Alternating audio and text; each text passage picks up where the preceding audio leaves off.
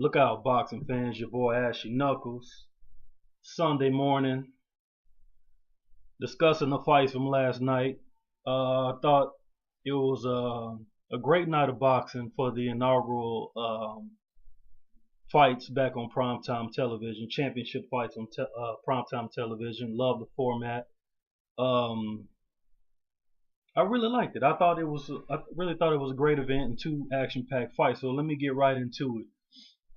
First fight, first televised fight, AB against Molina. Um, Saw a very disciplined Adrian Broner. You know what I'm saying? He went in there and handled business, man. Like he basically what he said in the post-fight interview. What's the point of basically being gifted if you ain't gonna use the gifts? And I thought last night was a perfect example of him just being a well-rounded fighter in the ring. He saw or he knew what Molina brought to the table, which was good power, power that lasts all the way through the duration of the fight to the point where he can turn a fight around and win a fight in the last round of a fight that he could be losing. Broner just mixed this attack up. He was never one-dimensional. He led behind a jab very, very well. He didn't move entirely, not like Molina was saying after the fight. He just basically ran out of the ring. Nah, he stood in front of you.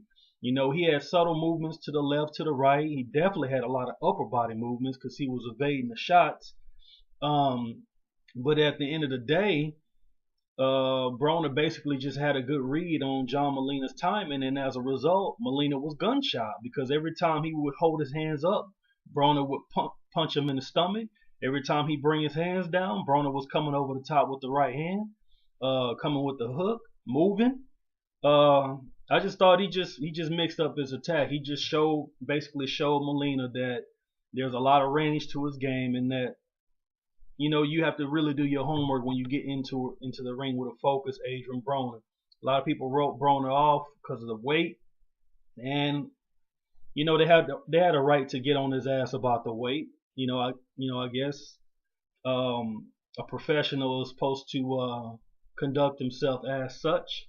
If you're gonna fight a junior welterweight fight, you need to weigh within the junior welterweight limit. I guess regardless of what the law says or what the contract says, that seems to be the consensus. So, if that many people believe that that's the way it's supposed to be for a non-title fight or a non-sanctioned fight, then so be it. I'll ride with the majority decision. I don't want to be the outlier, you know what I'm saying? But at the end of the day, it wasn't an indication that he wasn't in shape. As you can see, the punch output from Adrian Broner was high. You know what I'm saying? He was the only one pretty much making the fight, as John Molina wanted Adrian Broner to just stand there and exchange. In other words, be stupid. And shame on you. I mean, really? Do you really think your opponent at this level is just gonna just oblige you? Yeah, I'm just gonna stand here and let you put your gloves on my face and beat me up or try to beat me to the punch. And shout out to Broner for using intelligence in the ring because, we all know Molina is probably not as technically sound. He's not intelligent as Broner is in the ring. Doesn't have enough ring generalship. He don't have the ring savvy. And so many things that he lacked that Adrian Broner brought to the table. But what I'm saying is Adrian Broner showed intelligence by not saying, well, you know what?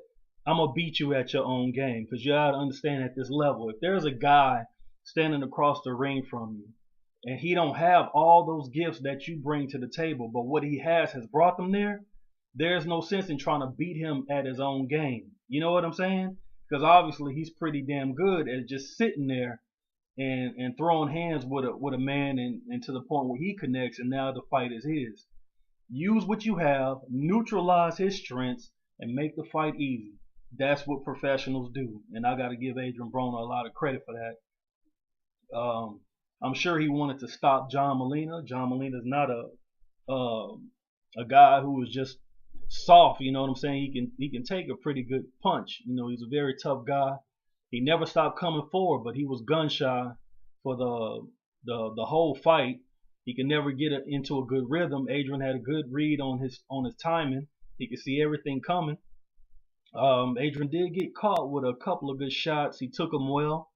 Um, and he just continued to get on the game plan. Obviously, he may have learned from mistakes from the past.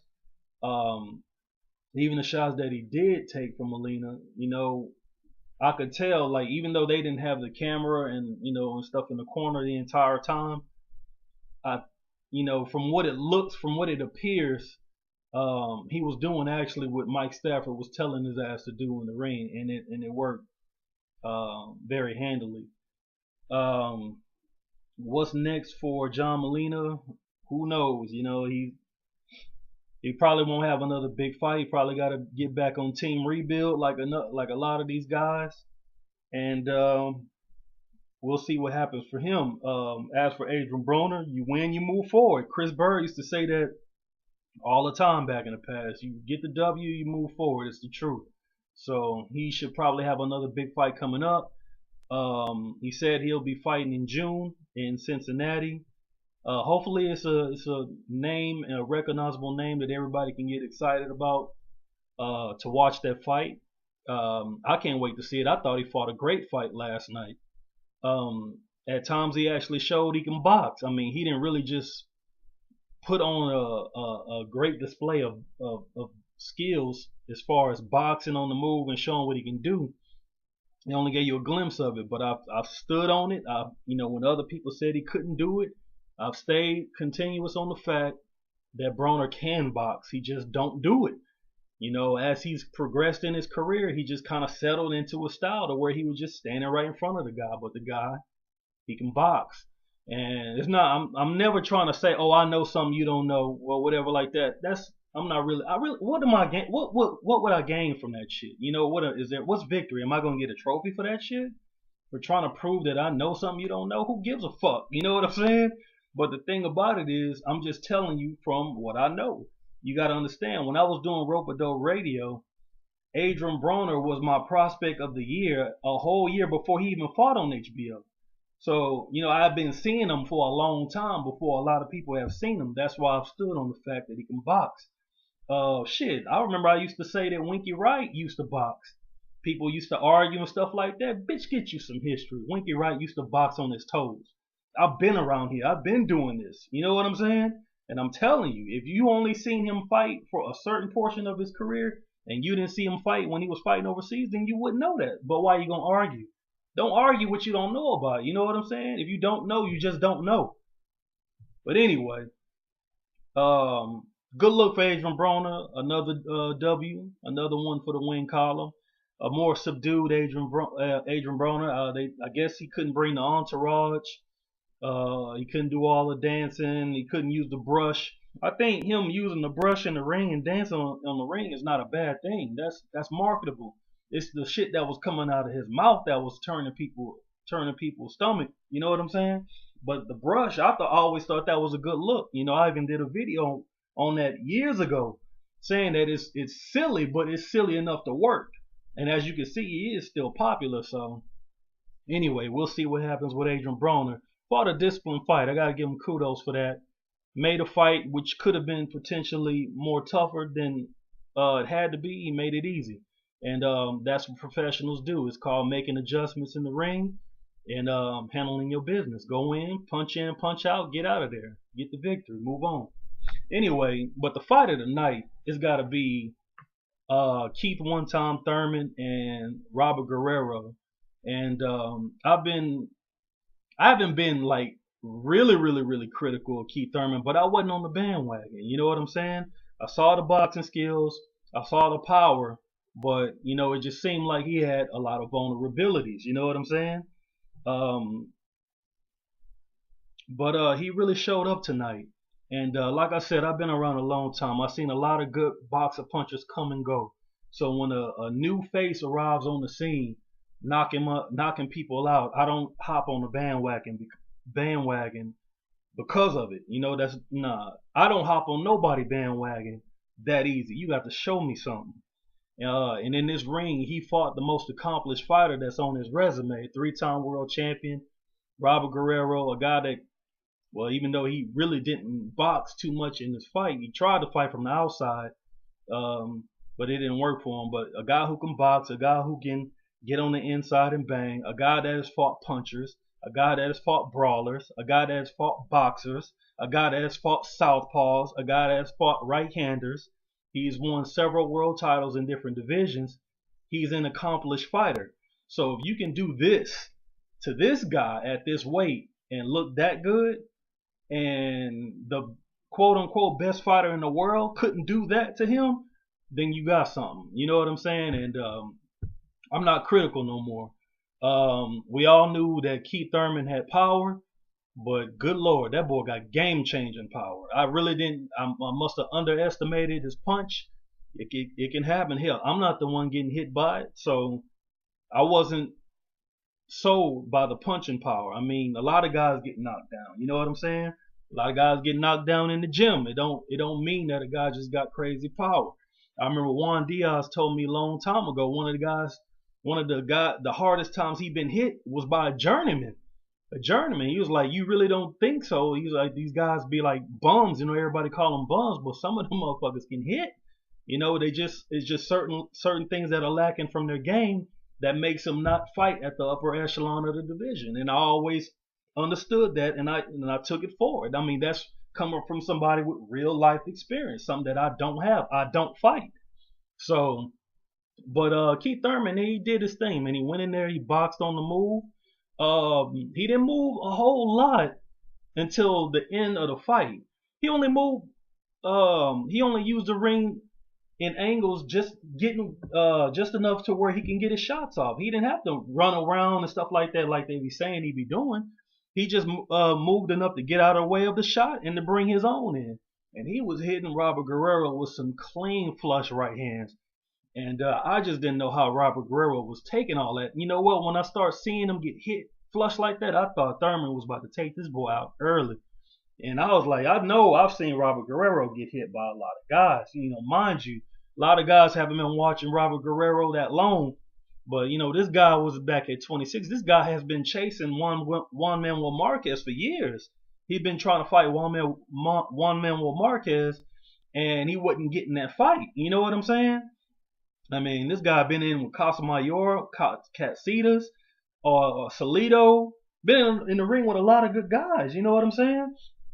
So, and mind you, Marquez been around a long time. Marquez was around beating motherfuckers up back when Naseem Hamed was fighting. And, you know, Naseem Hamed and Eric Morales didn't fight Marquez. And he wanted those fights. And he didn't get them. And he didn't get Guerrero till later. So that ought to give you a little history on Marquez. He been around. He wouldn't get no promotional push back then. They sat on him. You know what I'm saying?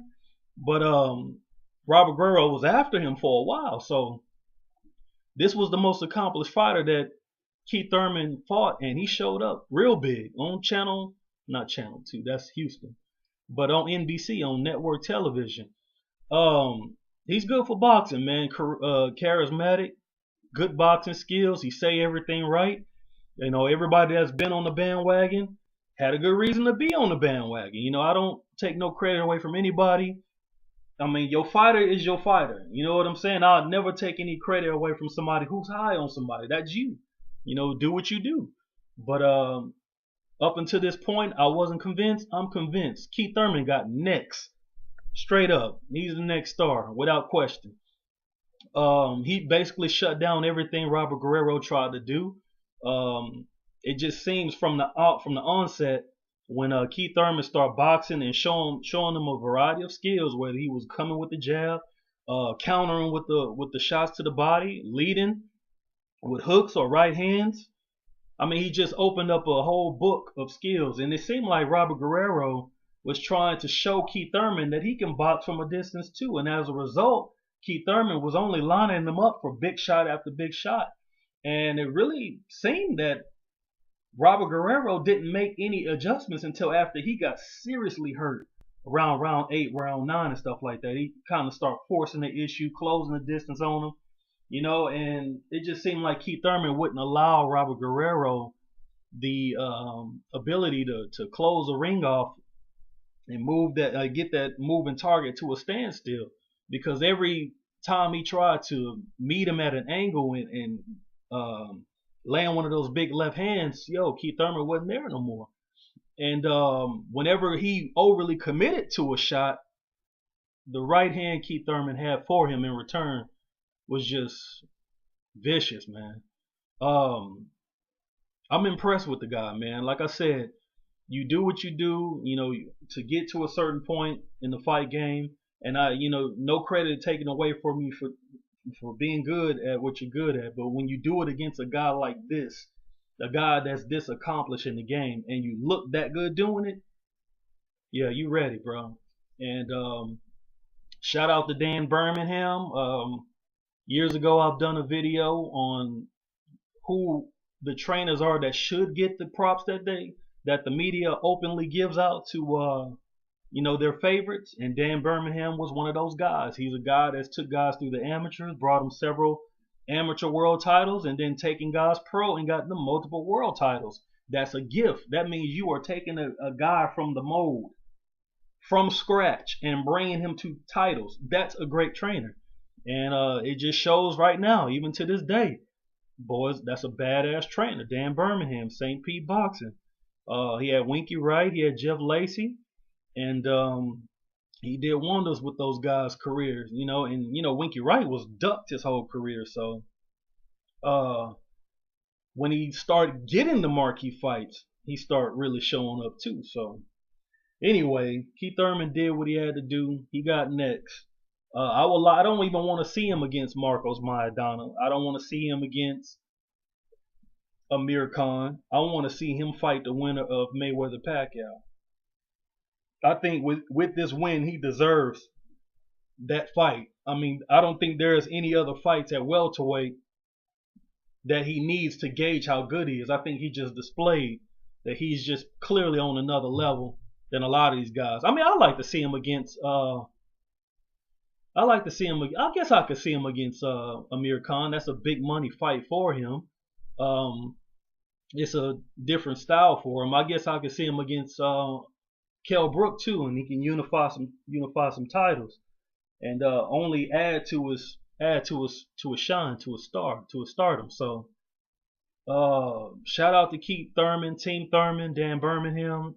Shout out to all the guys that's been high on Keith Thurman, Zone 6, 78 Sports TV. Check those guys' channels out. Like I said in several videos, they got good shit over there. Subscribe, thumb all their shit up. Don't hate. Don't be in the comments with that bullshit. And shit, the future's bright for that boy Keith Thurman, man. Florida, shit, non-stop. Florida keep producing top-notch fighters, man. You got to give credit to the South, boy. They do their thing down there, man. It's not just a football state. They throw them hands over there in Florida. So, good night of fights, man. Let's see what you guys think about it. It's your boy Ash, man. Holla.